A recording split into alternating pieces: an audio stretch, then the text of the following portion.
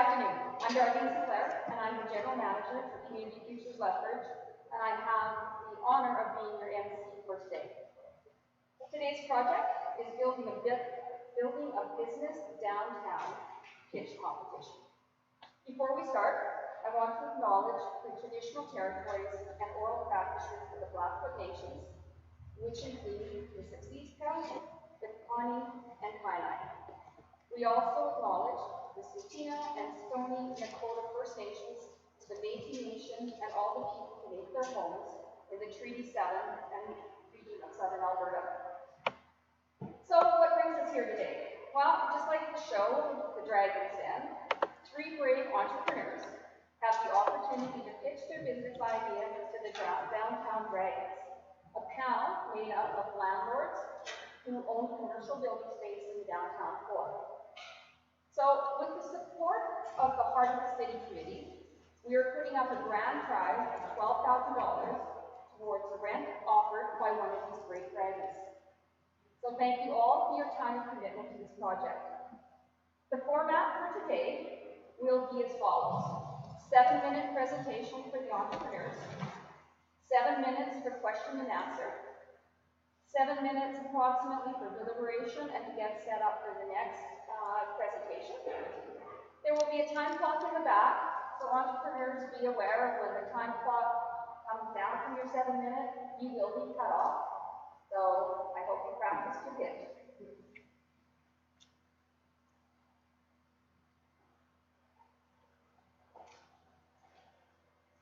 So let's start by introducing our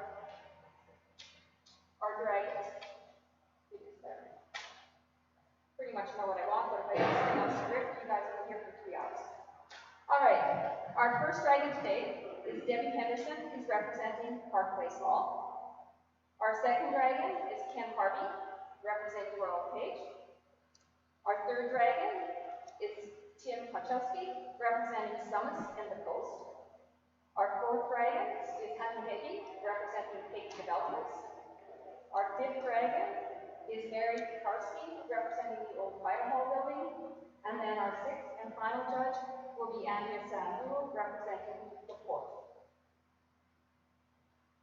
All right, well, let's open the presentations. I want to invite our first presenter to the Dragon's Den. Our first presenter today is Lee Fossum, representing Business Phoenix Fitness. So Lee, if you want to come up. Yeah. I was going to write this in, but I was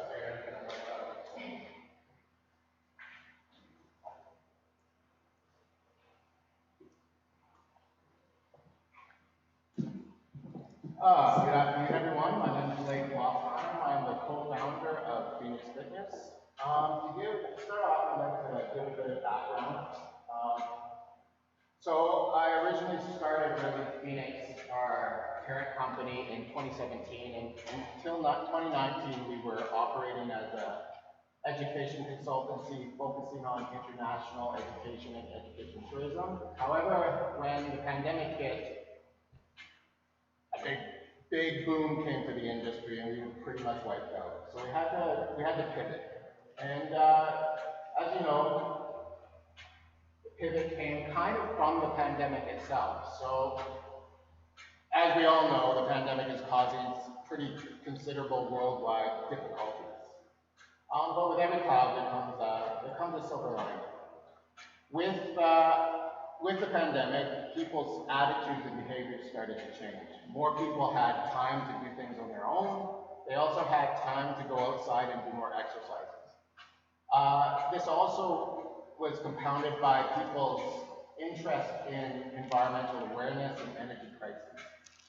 All this together over the entire period of the pandemic has caused significant uptake in sales and production of e-bikes, e-scooters, and bikes themselves. You add to this also the rising popularity of shared micromobilities, companies such as Bird or Lime you've heard of, and you have this kind of perfect storm. Phoenix storm, and that's why we decided to go with it. So, to give a about the company Phoenix. We are the first Canadian authorized distributor of the company. It's one of the top 5 manufacturers of bikes and e-bikes and bikes themselves. They have over 120 years of history, and they're a globally recognized brand. Not so much in North America, but Asia, Africa, South America, Europe, a big brand. So to get more into the focus of what the products that Phoenix Fitness, our shop, will be dealing with. Our primary products, as you can probably guess, are e-bikes and e-scooters. Our secondary product will be bikes themselves, and there's a large line of bikes, including road bikes, gravel bikes, etc. And finally, to kind of improve the seasonality of the store, we're going to be aiming to do home fitness. That includes stationary bikes and equipment and workout wear. So some of our advantages over other types of sporting goods stores is that we are factory direct. So that means we're a little bit more flexible and nimble with our product lines. We're also able to order quite a bit smaller orders of inventory rather than a huge amount. So we're more adaptable. We also deal with our own shipping, so we can cut costs as well. To give you a little bit of an outline on our team, so myself, I'm a bit of a serial entrepreneur. I lived in China and did my own small businesses there as well, and as I mentioned, I built some small businesses in Canada as well. I was also a director of an ag tech startup. That's what brought me back to Canada. And I have a bachelor's degree from U of A in genetics. The real superstar of the show is sitting over there. This is my wife, Shishi. She's experienced in international trade and has years of experience in China, dealing with foreign companies, sourcing, purchasing, dealing with factories. She is pretty much the hot ticket for the company. She's built a very strong relationship with Phoenix Bicycle, and without her, I don't think we could exist.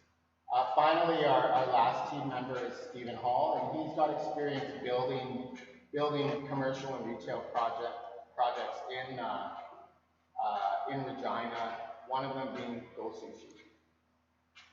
So our target market, I'm not going to talk too much about here, there's some information if you like later, but primarily for our primary market, our primary products, we have e-scooters and e-bikes. E-bikes are focused on more of a mature adult. The reason being is that this age group, they look at e-bikes as a way to improve their ability or accessibility to outdoor exercise. They can go for a lot longer rides without worrying about being too worn out. E-scooters, on the other hand, are focused around high school graduates, university students, anyone who's focused that doesn't have the availability to a car or wants to kind of improve their commute from either work or school. It also is ideal for potential for tourism around the city. So our business model is, as I've mentioned several aspects already about it, one thing I haven't mentioned is that we are already operating an e-commerce store. How that is going to help, there's kind of a hand-in-hand relationship with this shop right now. What we found with e-commerce is that the customers have a hard time trusting the product if it's only e-commerce. They want to see the product, they want to touch it, they want to try it out. And having no physical location, that's very difficult. We have to basically bring them over to our house and let them try out the product. So I think having a retail outlet is going to improve that trust factor quite a bit. And also having that e-commerce, there's also a knock-on effect to the store is that the store itself the knowledge of the store through online interaction can give a chance for that foot traffic to come back to the store. So why downtown BRZ? So the main issue here, or the main advantage, is foot traffic. We are aiming to become a friendly store to attract people off the street to come check out these e-bikes, e-scooters, and beautiful bikes. The reason why we believe this foot traffic is important here is that there's a lot of restaurants and bars around downtown, and this kind of a trendy culture, and they're going to be attracted to the store. But as the store gets more popularity, that's going to further improve foot traffic in that area. The other big thing is public transportation. Most of our competitors do not have access to really good time. Yeah.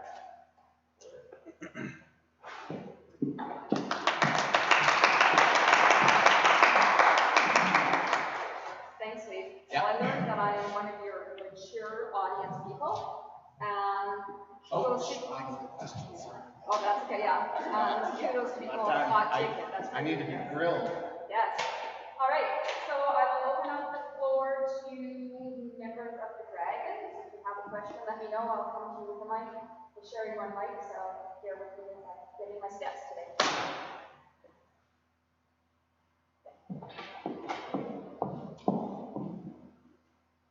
Going from e-commerce to footprint, but you didn't include any labor costs. Are you volunteering to run the storefront, or how are you going to pay for someone to be in storefront? Now you have that. Yeah, it would be.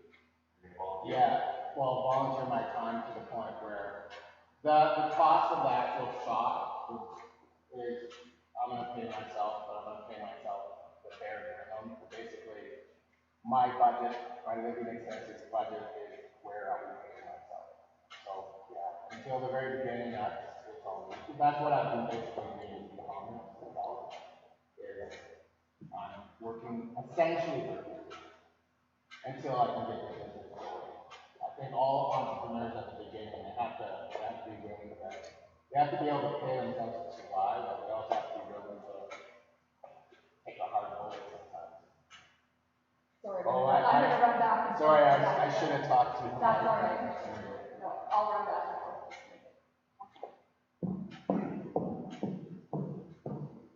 Yeah, thanks for the presentation. It's really good. I was wondering about the square footage. You're saying your perfect location is 100,000 square feet. Yeah. So the square footage. Oh, sorry. Wrong shape.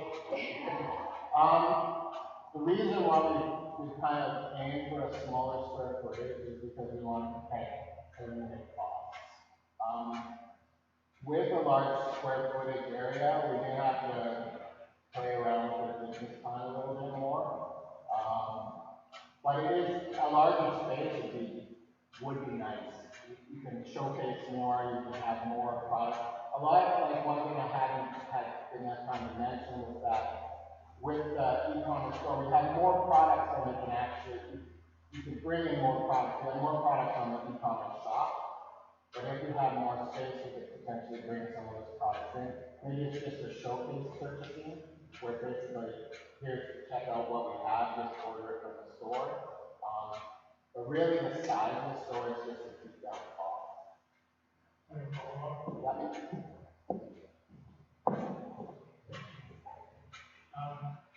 So what about warehousing the product? The warehouse is big product. Yeah. Currently, I'm using my home as my warehouse. So I have a 2-car garage. We can fit in about 12 massive pallets in there. There's actually 9 in there right now. But that is an issue when we are going to be bringing more product. I've already hit capacity, so that is something we definitely need to consider. So if the space does have good warehousing space, we get basement or bathroom, that would be able to You said e-commerce has been up for a while. Yeah. Talk about past sales, and then second is on inventory. Yeah. We talked about you want to buy 100 scooters and 100 e-bikes. That's correct. That's like $185,000. That $100,000. Yeah. Where are you getting the money? And yeah, talk about partner. Yeah. So right now we have just applied for it because my other business I talked about with the education consultancy, it fell under the hat staff rule, so I was able to secure a 7. I could have got a bigger loan, but I'm hoping I can explore my options for financing. Right now, we have a $70,000 which will be going into these scooters and e-bikes, and we're already got our first purchase right now. There's a little bit of a limitation there as well. We can only order 5 bikes per week because there's some restrictions on shipping anything with a lithium-ion battery. Our past sales, so we hit this really strange kind of valley. One of it was when we ordered our fitness, we started with fitness bikes, with stationary bikes. When we finally got here, it was the beginning of summer. And so we had quite a few sales at the very beginning of summer, but then as summer hit, people don't want to exercise and stay bike inside. They want to go outside. So that's when we started noticing a lot of bike sales going up through the roof, and seeing in CBC and in the newspaper that there were no bikes. So we ordered bikes with the aim of getting them here in the middle of summer. But then this logistics nightmare came forth. Our bikes had just arrived 2 weeks ago, or 3 weeks ago. And so now it's kind of the end of the season for the bikes. We've kind of written off this year, trying to get everything organized. So now we have the stock for the fitness equipment over the winter. We're going to really push on e-commerce, and then the aim is to have the spring to start with the bike shop, because we're not the only ones suffering from the shortage in inventory. Like a lot of them talk to some of our competitors around town, and they just got their shipment at around the same time as we do. So I think we're going to have a very good advantage, because we're going to be bringing in amounts throughout the winter and then be ready for the spring.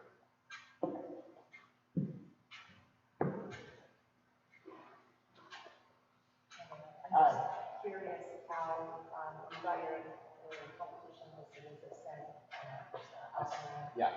and Burton Mass. I realize what that means. Absolutely. Yeah, that is. There's also Sport Check, Walmart, the larger big box stores. So I'm curious, they're all well established. Yeah. Companies, and how you plan to set yourself apart from them? So again, they're really large companies, but also Sport Check. Like for the bike market itself, if you were only going to go with bikes, very difficult competition. However, we have a bit of an advantage is that we're the only supplier of Phoenix in Canada. So if we can build brand awareness around that, that might be some advantage, because they're very high quality bikes at a very reasonable cost. We've had one thing I wasn't able to mention is we had a person who used to work at Burton Max who wants to kind of come over as a bike mechanic, and he said these bikes are amazing. However, that's not our main product. Our main product are e-scooters and e-bikes. And when we went around all the competitors, the e-bikes are crazy priced. They're ridiculous, like $18,000, $10,000. The lowest priced ones were around $3,000. And that is a fairly old brand with the motor at the back of the bike and not a very good type of bike. E-scooters, there's nothing here. Not even at Sport Check, not at Walmart. They may have them on the e-commerce sites for Walmart, but they usually sell out right away because they're kind of selling to the whole country. So that's why that kind of primary focus on e-bikes and e-scooters. With the competition is less. It's less. All right, thank you. 7-minute time is up, so thank you, judges. Yeah. All right, so we'll give you 7 minutes to deliberate. If you need less time, just wait and let me know, and we'll move on. And so while the judges are thinking and talking, I just want to inform everybody that the funding for this program came from the Reimagine Downtown Activation Grant that is offered to the heart of the city. The city is looking to encourage innovative partnerships and for us all to work together for unique ideas to support businesses in our downtown core. This competition itself is run by the BRZ, which supports the Community Futures Lethbridge, the Lethbridge Chamber of Commerce, the Regional Innovation Network of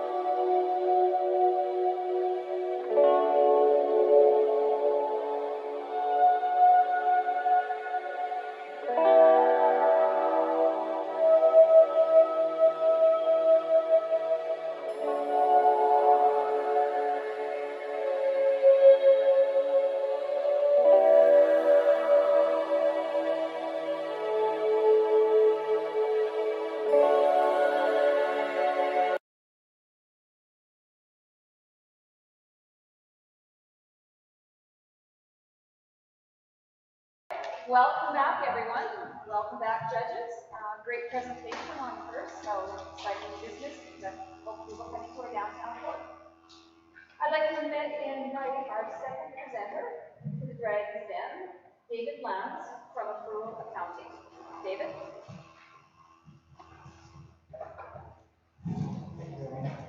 I'm just going to point it out right now. I am very nervous. You guys scare me.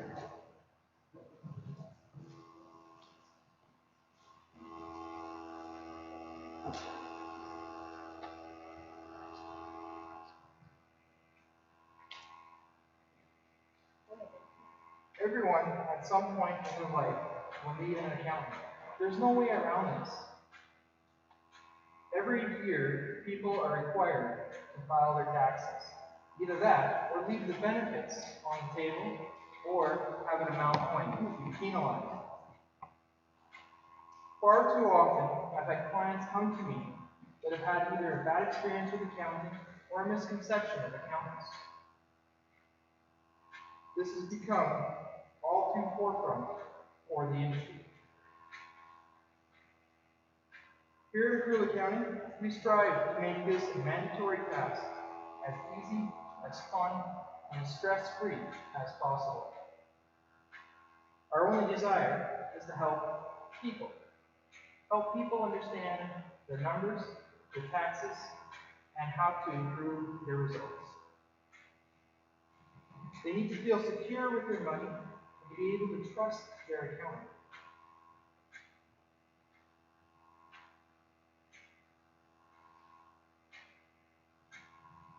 I understand customers' pains because all too often, customers will come to me after having a bad experience with an accountant, whether they've been overly charged for something that takes 20 minutes, or have a screw-up happen with another accounting firm that I've had to fix, costing the client thousands of dollars.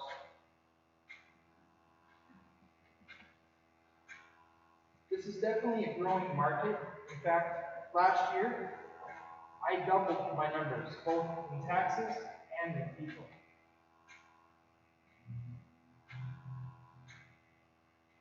You're probably wondering why you picked me.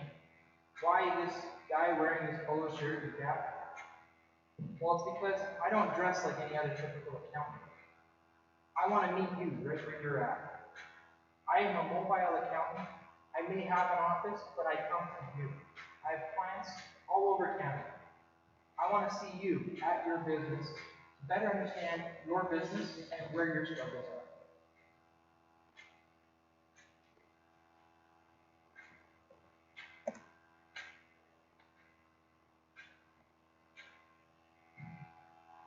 I ran the numbers, and my break-even point is roughly about $45,000. That includes all of my expenses, including salaries. And even this year, I do plan on doubling those numbers. I plan to grow. I plan to open more than just one office.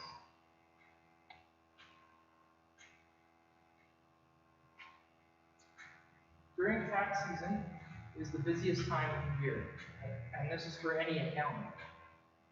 They usually have the most of their business come to them in March and April, and then the stragglers in May and June. So far, this year alone, we have made over $55,000.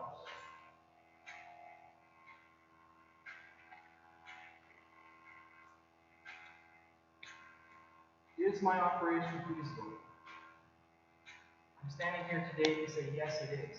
Not only is it feasible, but due to the recent pandemic, it is thriving. It is a business that we've had to pivot. Instead of meeting clients face to face, we've had to meet them over Zoom and over the internet, and having them bring us the documents using a Dropbox location and contact us.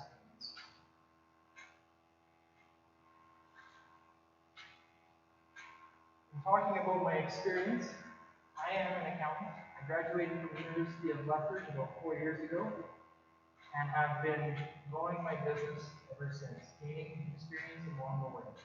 And I have to tell you, the experience of on-the-job training is far more beneficial than the actual schooling itself. You learn so much. My market strategy is simple. Social media, constantly, posting on Facebook, Instagram, TikTok, wherever my clients are, that's where I'll be. Of course, there's risks. If I move offices, will clients find me?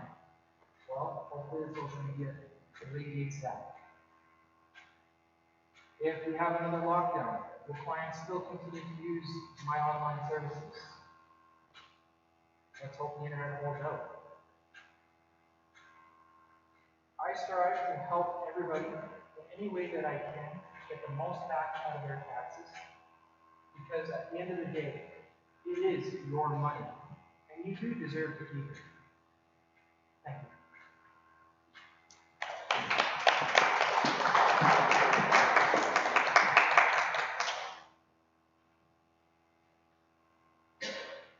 All right, thanks, David. We're going to try a little different format this time rather than moving them. So David's going to come forward in front of the dragons, and if you have questions, he'll pass the mic back and forth, and it will be way easier on everybody. So David, I'll give you the mic back, and then dragons, just put your hands up when you have a question, and we'll just address your question.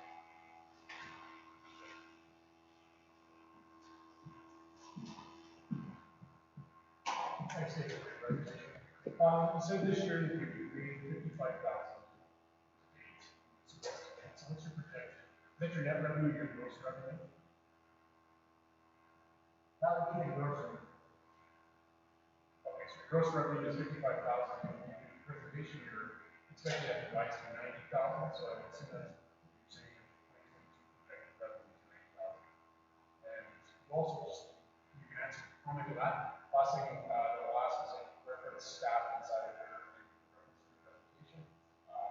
That $90,000 in gross revenues, you break down how you get paid in the cover staff and staff judgment.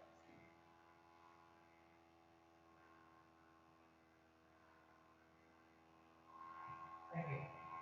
Yes, if you plan on doubling those numbers, the breakdown is as follows. Wages are about 30,000. Out of that, my wages and my employees' wages comes out of that. My rent is approximately 5,000. My insurance, 2,000. Business license, a couple $100. My tax program is about $1,500. Advertising is about $2,200. And office expense is about $25. That is all that goes into.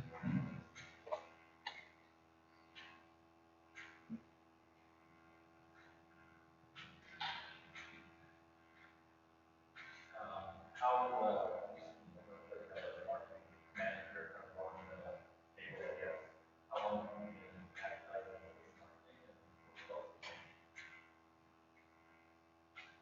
I have hired a marketing manager, and by doing so, my numbers have doubled from last year to this year. Last year I did 107 actions. This year,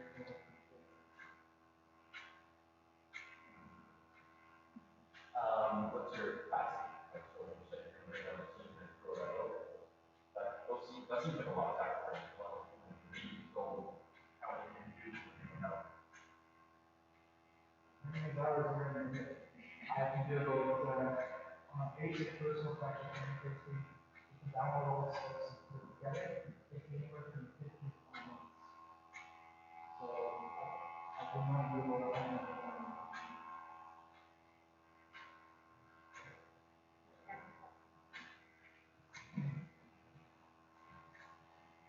Well, Mr. What's your current trend right now? What is our direction? And the location of the community, so Springfield to location, kind of like, space, square space,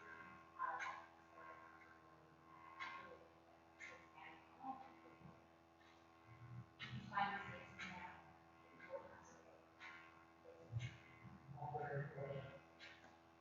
Right now, we got one is existing manager and one is the marketer. The whole thing is to expand our maximum.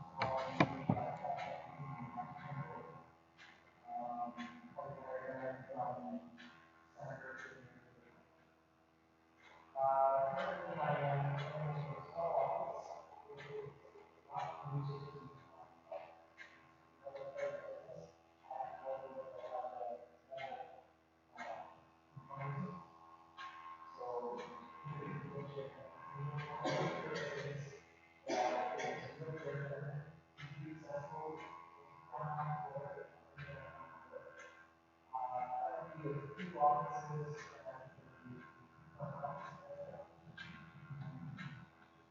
allowing you guys to see that for a lot of there. And storage. And so I can add all of the so it depends on what it is you do.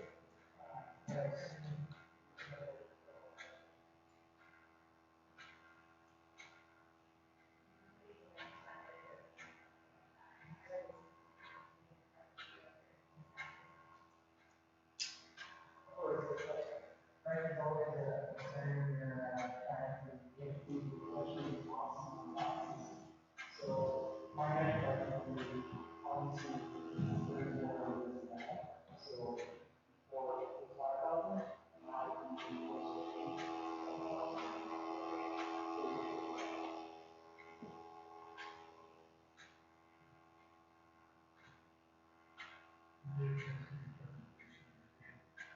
in your sheets here, you mentioned 100,000 square feet. Over 1,000.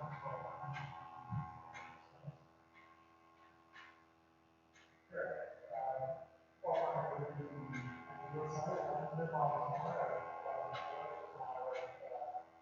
doubling the basement of and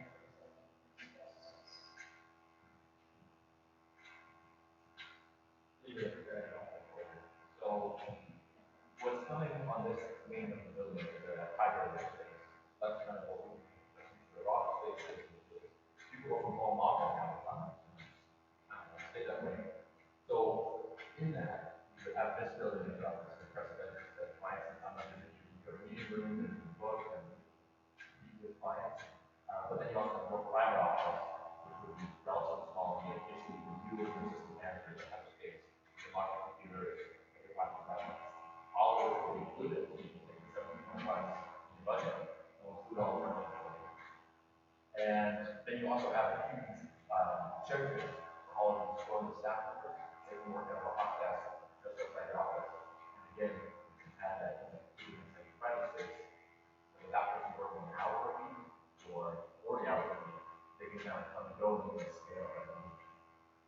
Beyond that, we also have patios and work over in the basement, all of those things. But I can tell you we're really growing and see a pretty aggressive market right now. I like that a lot. So normally the price would be above, and what we have in the budget here, but I'll bring it down to exactly what the grant is. Assuming you would have a year of free space to focusing on today, throw everything up, and after that, it'll be about $1,000 a month, for you to operate on that space.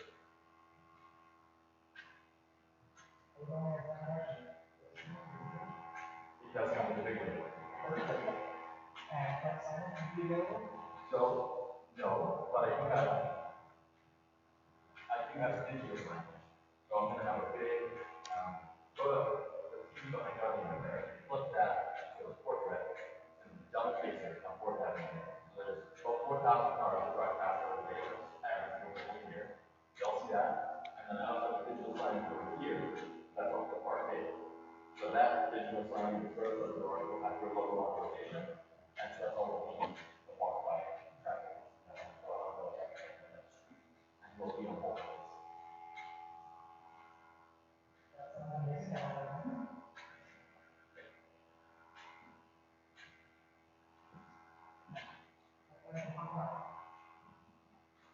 Seconds left.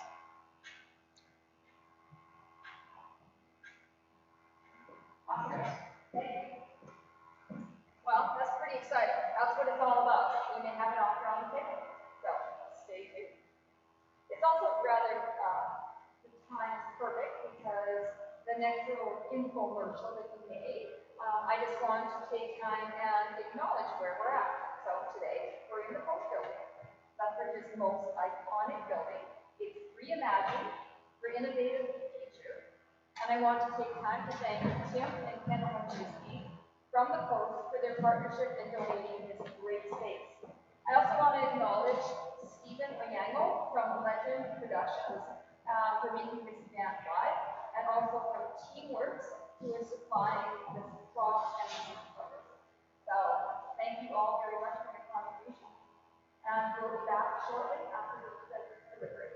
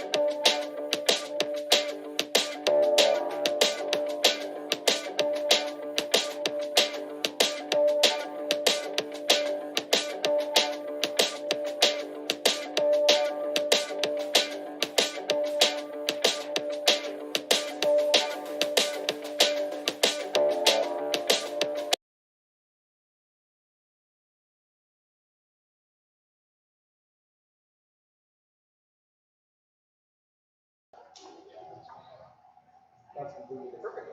That's not what I won't run for. It's the full suite.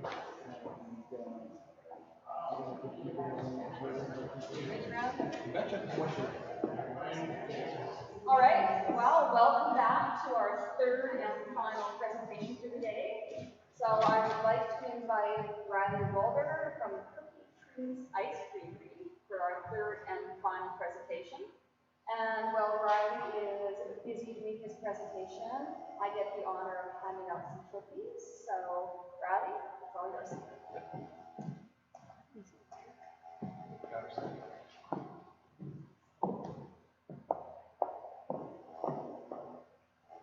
You ever bought a box of cookies with every intention of sharing it, but you just didn't make it?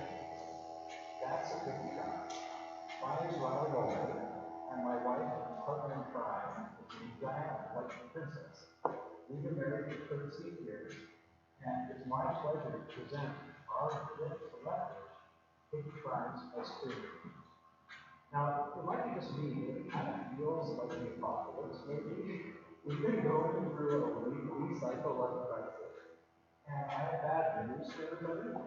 Yeah, this is another 10 years ago, and our prevailing mood in our society right now is one of anxiety, frustration, isolation, and my fourth item that I forgot. We can't fix this problem with cookies and ice cream, but what we can do is help boost the solvers and more positive outlook on life. We want to open a business that prioritizes those social and family bond building activities.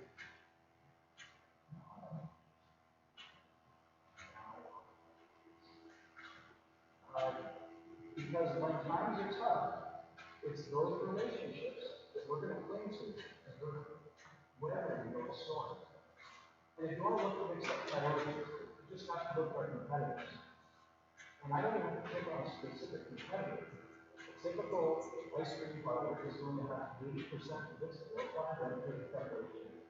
On average, they're going to have 6, maybe 8 chairs, and they're probably there for waiting area. They want you to come in, hit your pocket, and take it out into the street and move the wind. We're going to differentiate ourselves by prioritizing our customers' comfort.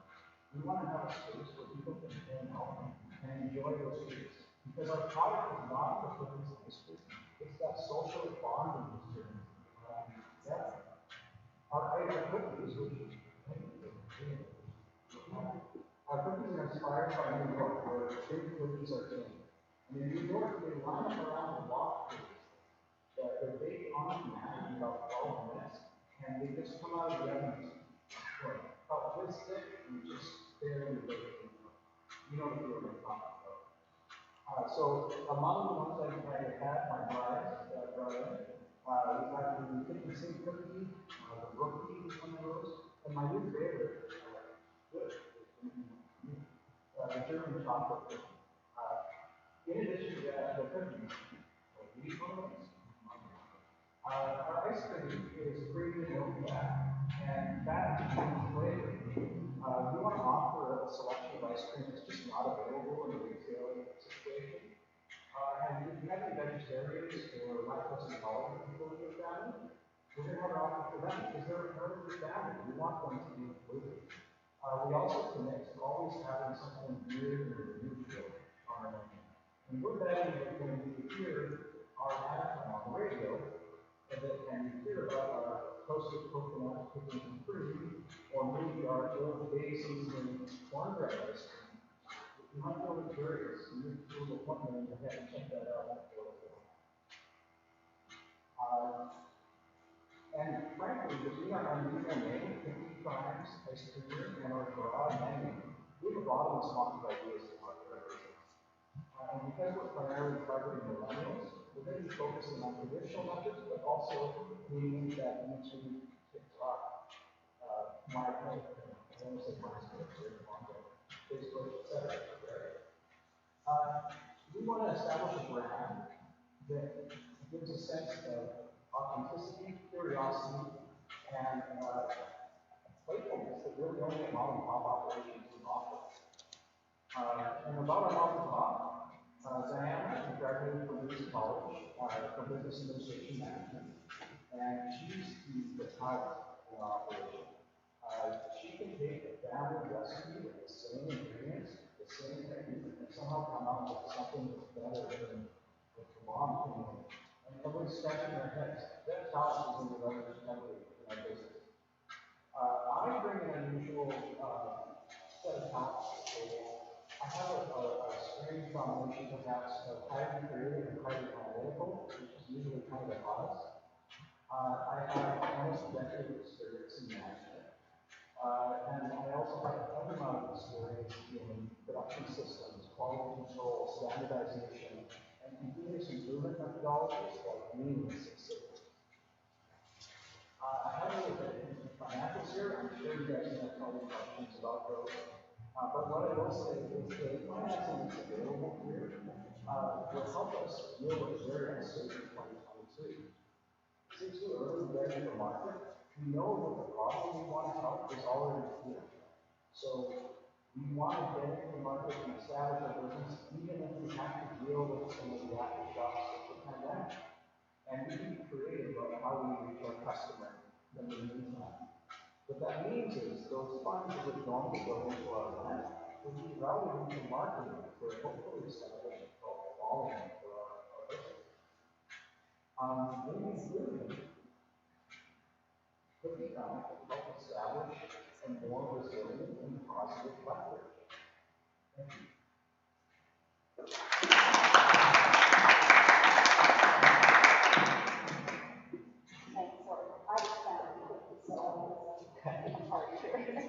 All right, so we'll open the questions up for the judges.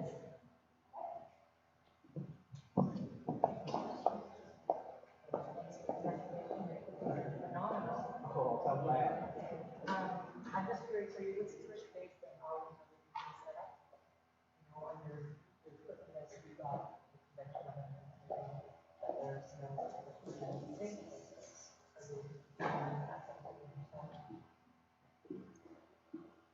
Yeah, that's a good question. So we kind of built in kind of a miscellaneous slush fund for exactly that. So our ice cream churner, for example, is going to need special wiring for it. Of course, it's going to be that for the service, but it's also going to need to be GFCI. So it's going to cost a little more. It would be fantastic if we could find a place that already had some established facilities. It would just be a nice start.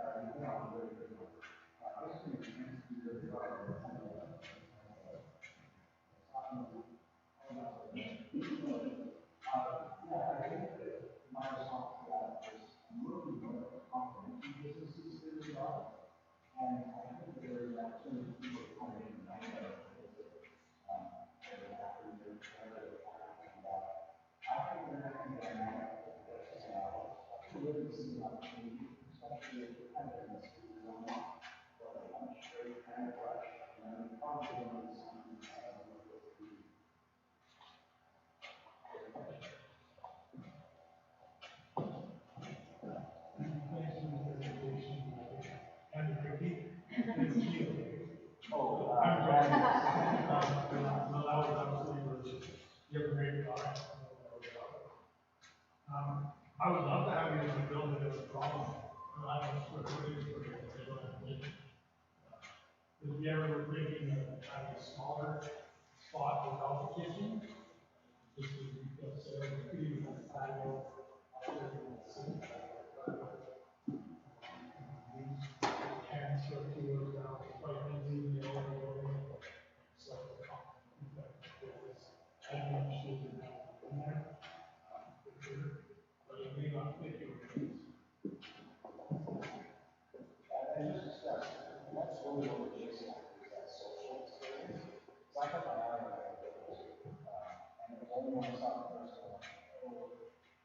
not part of the I wish I had to say quote quite the right fit. You have a really, really good marketing way of saying comfort food. I love it. I would love to use you some pens that have it. How, I have a question, how tested are your margins? You have some great ones in your product. Have you had a competition? How do you know what the best of the cost you award is if you're getting against? Yeah, I think that there's definitely some room for error in what we have here. One of the challenges we're going to do with our margins is just the price of dairy. And the price of food in general, these bills go down 50% this year every summer. So is that going to affect prices for food? Absolutely. So we're going to see some very, very good in the future. I think that the best I can do is to test this out more heavily. The equipment that we're looking at is super reliable, and we're sizing it so that we can expand without having to do next. So this batch freezer that we're looking at, for example, we could fulfill the needs of an entire second store and an entire shop. We want to expand into different ways of reaching our customers. The only way we're going to know that is along the way. You mentioned the tenants that would be interested in producers. I can see the opportunity to just on board with the population needs. We could be replacing families that typically need, right? And what's being so close is so easy to deliver that stuff. So I think there's a way to establish some base income because we need volume so we keep our doors open. Right? It's not possible to say what we need, right?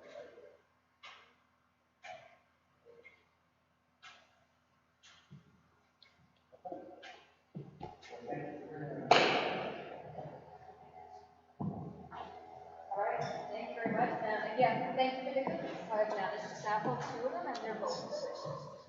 All right, I want to invite Nika from the chamber up, and I'd also like to invite all 3 of the entrepreneurs back up to the front here. And we just want to open this floor up to see what else exciting we have.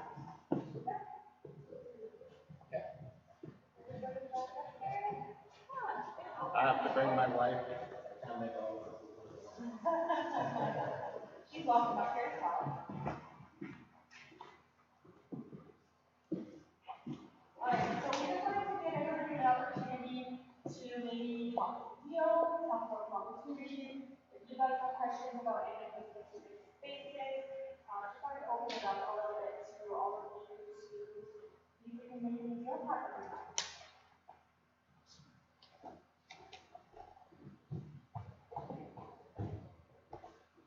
I don't have a deal for any of you, but quality of customer certainly I'm going to cook this, which means I'll need a bite, not need a bite. But yeah, no, I mean, good presentations, and I wish you all did well. Just different reasons why our building isn't suitable necessarily for what we're proposing. Great job.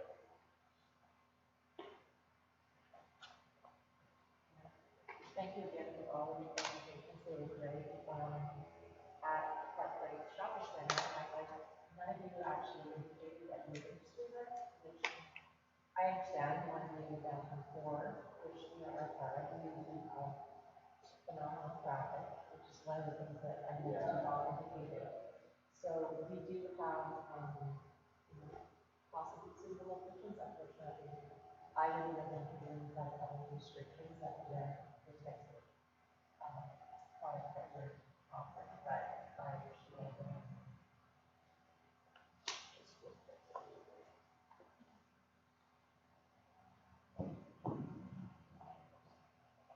Thank you all, you guys. I don't think my level fits what I have available for any of you anyways, but it takes a lot of courage to come up here and do this. It should all be where the courage starts, and following your dream is a big deal. Everybody here is following their dream sometime.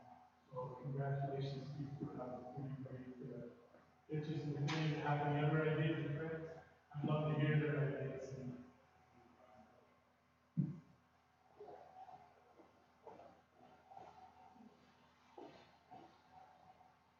Thanks for sharing all about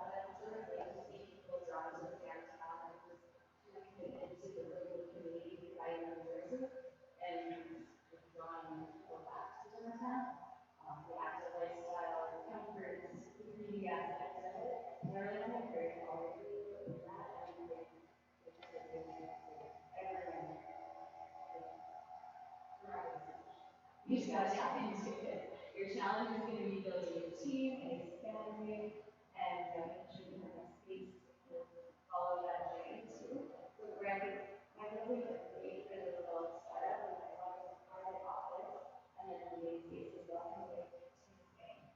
However, I feel like you kind of run into a wall there and expand your team. We also accomplish your accessibility. You know, great background. I think that was right. As we follow up on that conversation, it's looking really promising. But definitely talk to, if you have a chance to talk to the business owners, and start building this relationship. They're all really there. Excited to get people in and just like different offerings their community. So just keep your options open, get creative, you always get creative. And then just a lot of time to do that.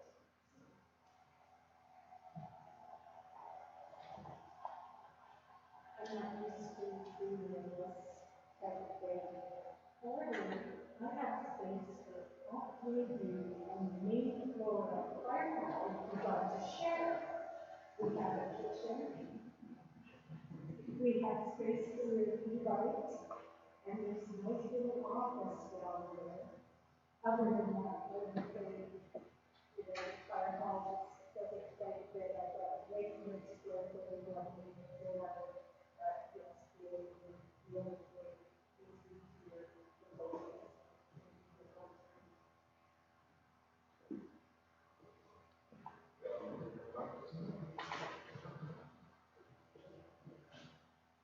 Again, really appreciate all of you guys' presentations. I think space is super important to business culture and business culture and like that, but it's ultimately kind of almost like bringing a partner to your business that you're build. So, unfortunately, not a great fit for all of them all the time, but if you're ever looking for a good partner for your industry or your business, I think I think it's talking about that really.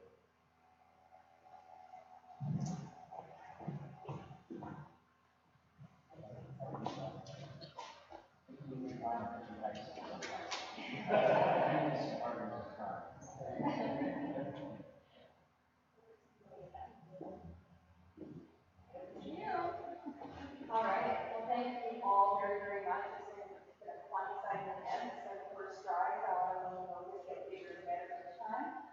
So, who's gonna have the offer of $12,000 on the table? Well, we're all gonna have to wait till tomorrow night. The Lethbridge Chamber Business of the Year Award is going to happen.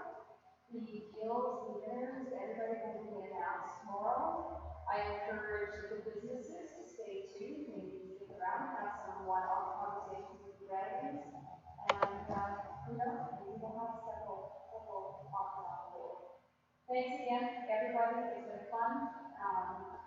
I look forward to seeing which businesses and maybe all three will be in downtown Florida. Have a great afternoon.